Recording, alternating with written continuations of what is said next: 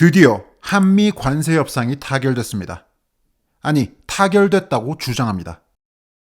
이미 3개월 전에 협상 타결됐다고 대대적으로 발표하고 홍보하고 박수들을 쳤는데 알고 보니 합의문 같은 건 존재하지도 않았고 뭐 하나 제대로 결정된 것도 없었습니다. 이래놓고 정부 대변인이라는 사람은 한미 양국의 말이 서로 다른 부분에 대해서 기자가 질문하자 그런 질문을 하는 게 국익에 도움이 안 된다는 어처구니없는 소리를 하며 입틀막을 시전했었죠.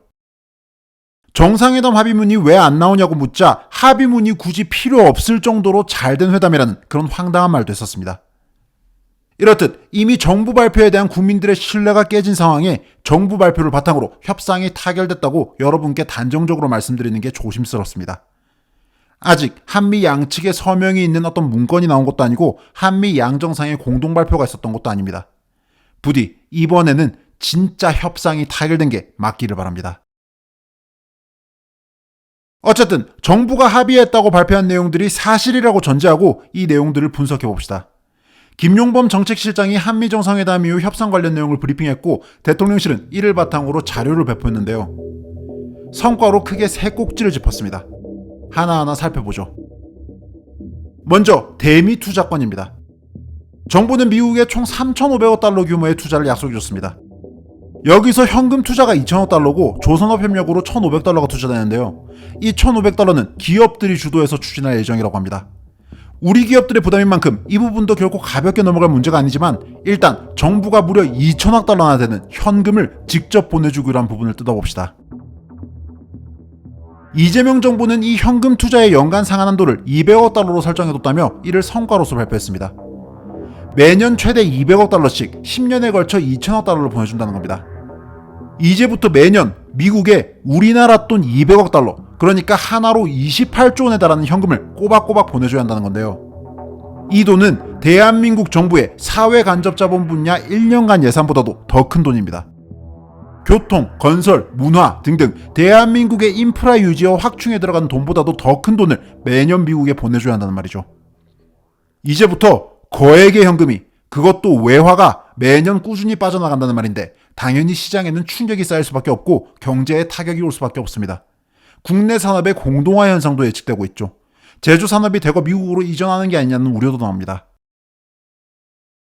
애초에 연간 200억 달러는 현재 대한민국 외환 시장이 감당할 수 있는 상한선이라고 판단되어 왔습니다. 그나마 외환 시장을 지킬 수 있는 방법은 한미 간 통화 스와프 체결이었는데 미국은 이를 거부했습니다.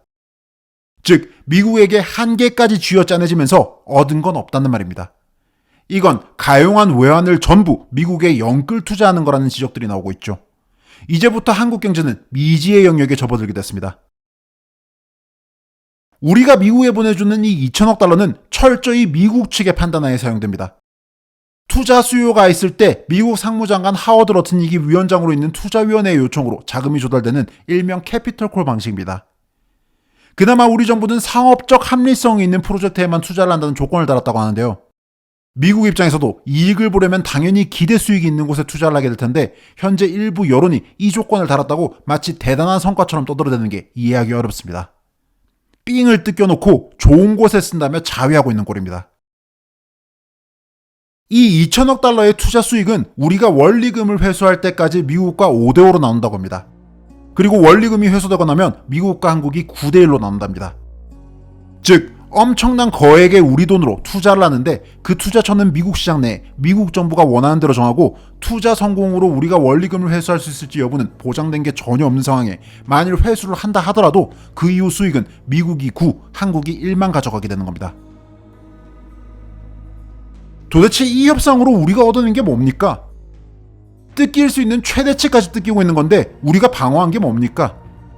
애초에 이재명 정부는 대미 투자 펀드의 95% 이상을 대출과 보증으로 조달하겠다고 했습니다. 직접 현금 투자의 비율은 매우 낮을 거라며 장담했었죠. 그런데 이게 뭡니까? 현금 투자 비중이 절반을 넘습니다. 이재명 대통령은 타임지와의 인터뷰에서 3,500억 달러의 투자 요구에 응했으면 본인이 탄핵당했을 거라고 했었죠. 즉, 이 말은 이제 탄핵당에 마땅하다는 겁니까?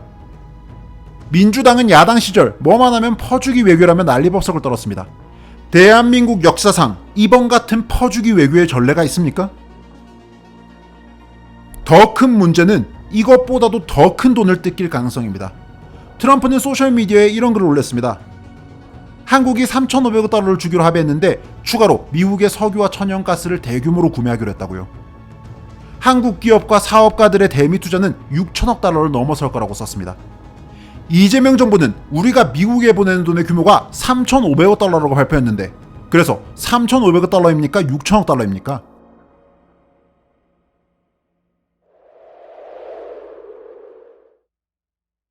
정부가 합의 주요 내용이라고 홍보한 두 번째를 보시죠. 관세 관련입니다. 자동차 관세를 인하했답니다. 25%에서 15%로요. 장난칩니까 지금? 원래 자동차 관세는 한미 FTA 덕분에 제로였습니다. 한편 일본이나 유럽차에는 관세 2.5%가 적용되어 왔고 그 덕에 미국 시장에서 현대와 기아가 가격 경쟁력을 바탕으로 승승장구할 수 있었던 거죠. 그런데 트럼프 정부에 의해 모든 나라에 일괄적으로 관세가 적용되기 시작했습니다. 한국차에는 지난 4월부터 아직까지도 25%의 관세가 적용되고 있습니다. 한편 일본차의 경우 이미 9월 중순부터 관세가 재조정되어 15%를 적용받았습니다. 한국과 달리 일본 정부가 재빨리 관세 협상을 마무리했기 때문입니다. 그 와중에 한국 기업들은 마냥 손 놓고 대한민국 정부가 협상을 타결하기만을 기다려왔죠. 이제야 겨우 협상이 마무리되었다는데 관세 15%랍니다. 일본과 유럽이 관세 15%로 합의를 했으니 FTA 협정국인 우리는 적어도 12.5%의 선은 지켰어야 했는데 일본, 유럽과 똑같은 15%로 결정됐답니다. 이 말은 그간 미국 시장에서 한국 기업들이 가지고 있던 가격 경쟁력 우위가 사라졌다는 말이고 그만큼 손해를 보게 됐다는 말입니다. 명백한 협상 실패인데 이걸 가지고 관세를 인하했다고 홍보했습니다. 국민들은 조삼모사 일화에 나오는 원숭이들이 아닙니다. 어디서 말장난을 치고 있습니까? 게다가 아직 문건으로 뭐가 나온 것도 없어서 여전히 관세는 25%가 적용되고 있고 언제 15%로 변경될지도 모르는 상황입니다. 또 다른 문제는 철강 관세입니다. 철강은 한국의 10대 수출 품목 중 하나로 포스코를 중심으로 한국 경제를 견인해온 주요 수출품 중 하나입니다. 최근 미국은 철강과 철강이 들어간 파생상품 400여 개에 무려 50%의 고율관세를 적용시켜 왔는데요. 철강 관세를 25%로 인하시킨 영국처럼 한국도 인하를 기대했지만 이에 실패했습니다. 앞으로 계속 50%라는 엄청난 관세가 부과될 예정입니다. 사실상 수출하지 말라는 거죠. 게다가 미국이 시작한 보호무역주의를 바탕으로 최근 유럽연합도 철강에 50% 관세를 부과하는 등 본격적으로 악순환이 시작되고 있습니다. 한국의 대책은 뭡니까? 이재명 정부가 합의 주요 내용이라고 홍보한 세 번째는 농산물과 반도체를 방어했다는 내용입니다. 쌀, 소고기를 포함한 농업 분야에서 추가 개방이 없고 반도체는 주요 경쟁국인 대만에 비해 불리하지 않은 수준으로 관세를 적용받기로 합의했다는데요. 또 미국과 말이 다릅니다. 미국 하워드 러트닉 상무장관은 회담 이후 한국이 시장을 100% 완전 개방하는 데에 동의했다고 발표했습니다. 완전 개방이라고 분명하게 강조했죠. 이 말은 쌀, 소고기를 포함한 농산물 시장 역시 완전 개방될 거라는 뜻인데 지금 이재명 정부는 시장 추가 개방이 없다고 홍보를 하고 있습니다. 방어를 했다면서요. 그래서 이번에는 누구 말이 맞는 겁니까? 또 이런 질문하는 게 국익에 도움이 안 된다고 입틀막이 날 겁니까? 반도체도 마찬가지입니다. 한국은 우리가 경쟁국에 비해 불리하지 않은 수준으로 관세를 적용받기로 합의했다고 했는데 미국 상무장관은 반도체 관세는 이번 합의에 포함되지 않는다고 설명했습니다. 트럼프가 반도체에 100% 관세를 부과할 수 있다고 으름장을 놓은 상황에 한미 간 말이 또 다른 상황. 지금 벌어지고 있는 이 혼란에 의해 삼성전자, SK하이닉스를 포함해 우리 기업들의 부담은 커져만 가고 있고 우리 경제는 앞날을 예측하기가 어렵습니다. 그런데 마침내 협상이 타결됐다는데 또 한국과 미국의 말이 다르니 3개월 전 악몽이 반복되는 것 같습니다. 지금 이게 정상입니까? 한미 협상으로 우리는 한계치까지 쥐어짜내지고 혹자가 말하듯 영끌, 그러니까 영혼까지 끌어서 퍼준 상황인데 인하했다는 자동차 관세는 사실상 손해를 본 거고 우리가 방어했다는 부분마저도 미국과 말이 다릅니다. 이런데도 이재명 정부와 집권 세력은 이만하면 잘했다면서 박수를 치고 자화자찬을 합니다. 이런 분위기에 언론까지 가세하며 그런 여론을 만들어가고 있고 많은 사람들이 얼떨결에 잘했나 보다 하고 있는 상황입니다. 불과 3개월 전 관세 협상 타결했다고 자축하고 난리법석들을 떨었을 때 제가 도대체 구체적으로 정한 게 뭐고 얻어낸 게 뭐냐고 지적했었죠. 이에 나도 우파인데 인정할 건 인정하자며 잘한 거 아니냐는 희한한 댓글들이 달리더군요. 그리고 얼마 후 사실은 결정된 게 아무것도 없었다는 진실이 드러났고 그렇게 우리는 3개월을 그저 기다려왔습니다. 그리고 똑같은 일이 또 반복되고 있습니다. 설령 지금 이재명 정부 측 발표가 전부 맞고 이대로 합의문에 서명을 한다고 하더라도 손해가 막심한 상황인데 한미 양측 입장이 달라 이 발표가 맞는지 확신조차 못하는 상황입니다. 지금 집권 세력은 이번 한미 간 협상 내용이 일본과 크게 다르지 않다며 자축하고 있습니다. 심지어 일본보다 돈을 적게 낸다고 이재명 정부가 일본 정부에 비해 잘했다며 자화자찬합니다. 일본은 미국에 5,500억 달러를 주는 반면 우리는 3,500억 달러만 준다면서요. 어처구니가 없습니다. 일본은 GDP로만 봐도 한국 경제 규모의 2.5배 수준에 달합니다. 이번 대미 투자 금액을 GDP 대비 비율로 따져보면 일본은 GDP의 13.1%를 미국에 투자하고 대한민국은 GDP의 20.4%를 미국에 투자합니다. 비율 면에서 한국이 훨씬 많은 금액을 지불하는 건데 금액이 낮다고 말장난을 치고 있는 겁니다. 게다가 일본은 기축통화국입니다. 미국과 상시 무제한 통화 스와프를 체결한 나라입니다. 뿐만 아니라 일본은 한국의 거의 3배에 달하는 내수시장을 가지고 있기도 하죠. 둘을 단순 비교하는 건 어불성설입니다. 대한민국은 G20 국가 중 수출 의존도가 가장 높은 나라입니다. GDP 대비 수출 비중이 37.6%로 선진국 중 압도적 1위, G20 평균의 2배를 넘습니다. 일본보다도 20%나 높죠. 말 그대로 수출로 먹고 살아온 나라이고 그래서 트럼프 집권으로 가장 큰 타격을 받은 나라이기도 합니다. 미국 주도의 보호무역주의 확산으로 앞으로 수출길은 더욱더 어려워질 텐데 이렇다 할 대책은 없고 그저 얻어맞고만 있습니다.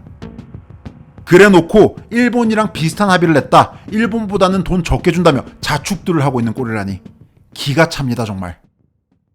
수출로 먹고 살아왔고 특히 한미 FTA로 큰 혜택을 누려온 나라가 대한민국인 만큼 우리 기준에 맞는 협상을 해야 하는데 지금 상황을 보면 그저 일본의 선례를 기준점으로 잡고 따라가는 듯한 인상이 느껴집니다.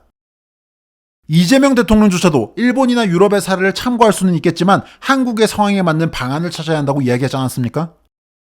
그런데 지금 집권 세력은 계속해서 일본을 기준점으로 잡고서 이만하면 잘했다고 떠들어대고들 있습니다. 그나마 핵추진 잠수함을 얻어낸 건 성과로 보입니다. 원자력 협정 때문에 핵추진 잠수함 개발에는 제한이 있어 왔는데 이번 협상의 일부로 트럼프가 핵추진 잠수함 건조를 승인해줬다는 점은 분명 좋은 일입니다. 다만 추가적인 팩트체크가 필요해 보이는데요. 기술 제한 해제를 통해 앞으로 우리가 핵추진 잠수함을 개발할 수 있게 된다는 건지 아니면 미국에서 만들어진 핵추진 잠수함을 우리가 사온다는 건지 불분명합니다. 어쨌든 후자의 경우라도 우리 국방 전력이 증가하는 결과로 이어질 테니 분명 낭보라고 할 수 있습니다. 문제는 이 핵추진 잠수함을 얻어낸 걸로 기뻐하기에는 이번 협상으로 우리가 잃은 게 너무나 크다는 겁니다. 이 일로 대한민국은 막심한 손해를 받고 가뜩이나 여러 위기를 겪고 있던 우리 경제의 앞날에는 더욱더 짙은 암운이 들이오고 있습니다. 그런데 다 잃고 나서 고작 이거 하나 얻어냈다고 잘한 협상이라도 되는 것처럼 선동하고 있는 사람들을 보고 있으면 한숨만이 나옵니다. 트럼프 시대라는 위기가 왔습니다. 그야말로 폭풍입니다. 자유의 횃불을 들고 앞장서서 세계인의 리더이자 경찰 역할을 해오던 미국에 의해 한국이 번영할 수 있었던 그 팍스 아메리카나 시대, 자유무역의 시대는 이제 끝이 났습니다. 왜 우리나라만 착한 호구여야 하냐는 미국인들의 분노와 피로는 트럼프라는 인물로 본격화되었고 마가라는 현상이 되었습니다. 그렇게 미국은 이제 중국이나 러시아처럼 자신들이 가진 힘을 적극적으로 활용하고 이를 노골적으로 과시하는 나라로 변해가고 있습니다.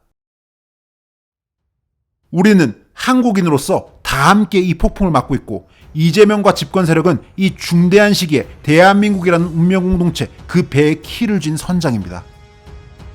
그리고 지금 이 배는 폭풍 속을 항해하며 살아남기 위해 여러 결단을 내렸습니다. 배에 실려있던 귀중한 짐들을 버렸고 승객 몇 명이 빠져 죽었습니다. 배에는 구멍이 나서 물이 새어 들어오고 있고 앞으로 계속 항해하기 위해서는 짐을 계속해서 버려야 합니다. 그런데 당장 이 폭풍이 지나간 건지조차 알지 못하는 상황이죠. 저는 집권 세력이 이번 협상에 대해서 자화자찬을 하는 모습을 보며 솔직히 정말 놀랐습니다. 국민들께 죄송하다, 폭풍처럼 몰아치는 미국 앞에 이게 최선이었다, 사과하고 변명해도 모자랄 판에 이만하면 잘했다고 박수들을 치고 있습니다. 예, 폭풍이 온 게 당신들 잘못은 아니죠. 그런데 폭풍으로 온 나라가 박살이 났는데 이만하면 잘했다고 박수나 치고 있는 게 그게 제정신으로 할 짓입니까? 그게 이 험난한 시대에 대한민국이라는 국가 공동체의 운명을 주고 있는 그 무겁디 무거운 책임의 자리에 앉아있는 당신들이 보일 태도입니까? 우리는 이 배의 주인으로서 저들의 무능에 분노해야 합니다. 우원재였습니다.